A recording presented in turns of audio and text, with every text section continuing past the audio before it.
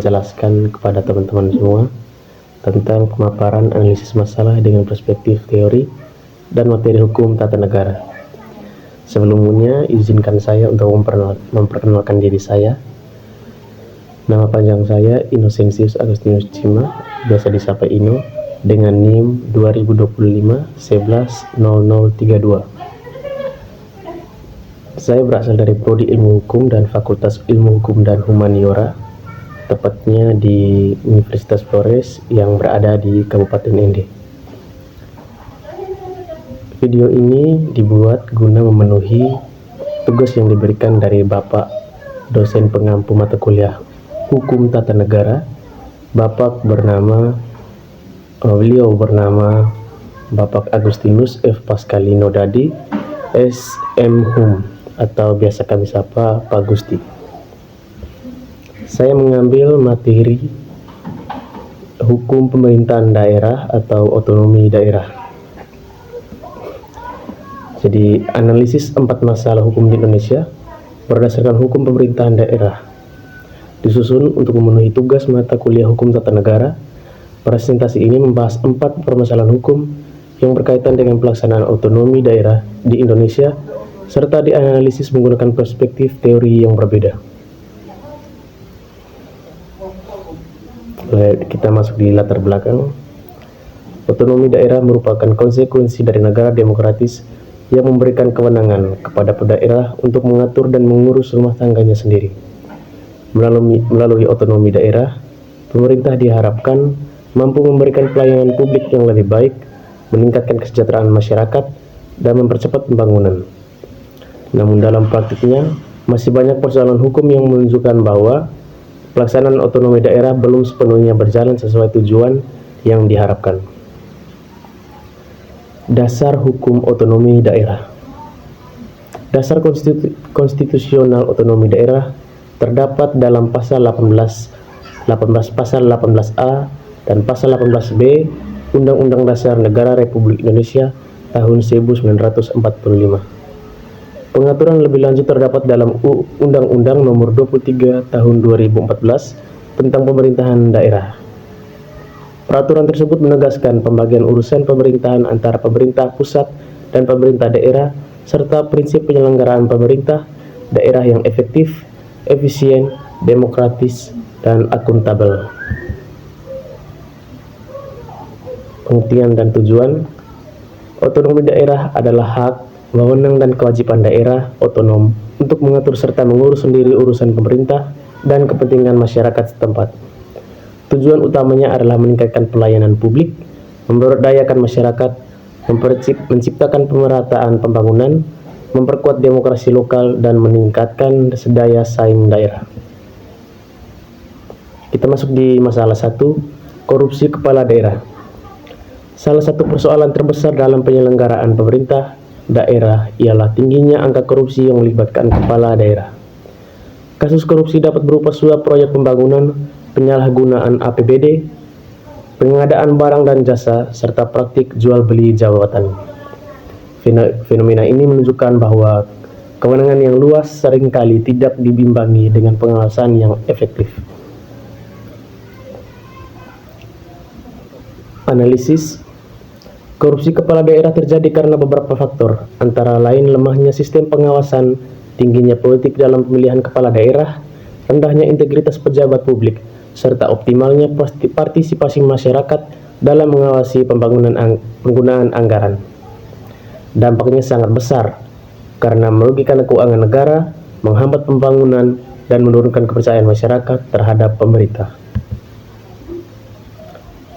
Teori checks and balances. Menurut teori checks and balances,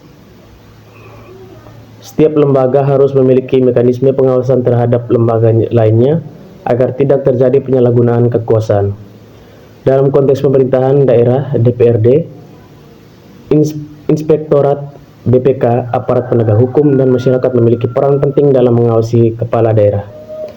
Banyaknya kasus korupsi menunjukkan bahwa mekanisme pengawasan tersebut belum berjalan secara optimal.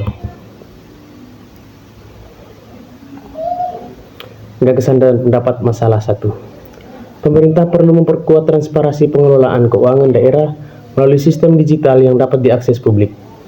Selain itu, pendidikan anti korupsi, peningkatan integritas pejabat, dan penguatan fungsi pengawasan DPRD harus menjadi prioritas. Dengan demikian, peluang penyalahgunaan kewenangan dapat diminimalkan. Masalah 2, tumpang tindih kewenangan. Permasalahan berikutnya adalah terjadi tumpang tindih kewenangan antara pemerintah pusat dan pemerintah daerah. Konflik sering muncul dalam bidang pertambangan, kehutanan, pengelolaan sumber daya alam, dan perizinan usaha. Perbedaan pemahaman mengenai batas kewenangan sering menyebabkan ketidakpastian hukum. Analisis masalah 2. Penyebab utama konflik kewenangan adalah adanya regulasi yang belum sinkron, serta perubahan kebijakan yang sangat cepat.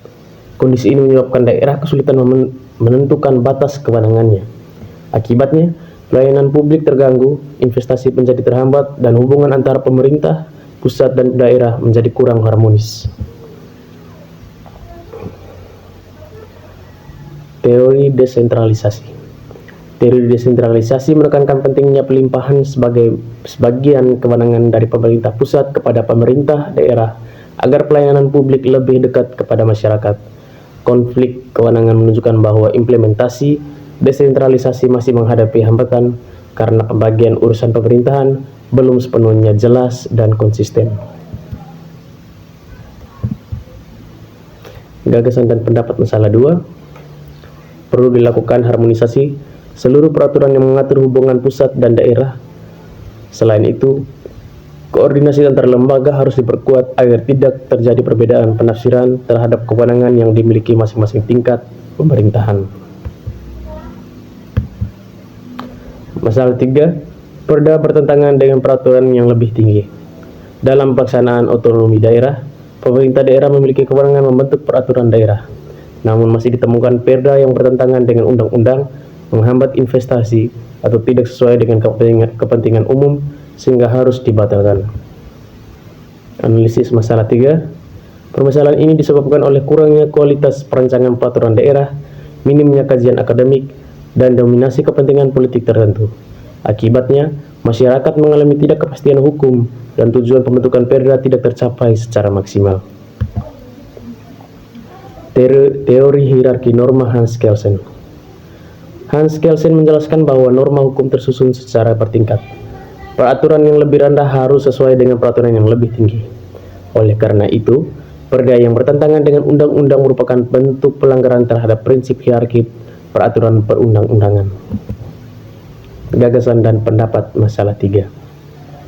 Pemerintah daerah perlu meningkatkan kualitas penyusunan perda melalui kajian akademik yang mendalami dan melibatkan pakar hukum, akademisi, serta masyarakat. Pengawasan terhadap rancangan perda juga harus diperkuat agar tidak bertentangan dengan hukum nasional.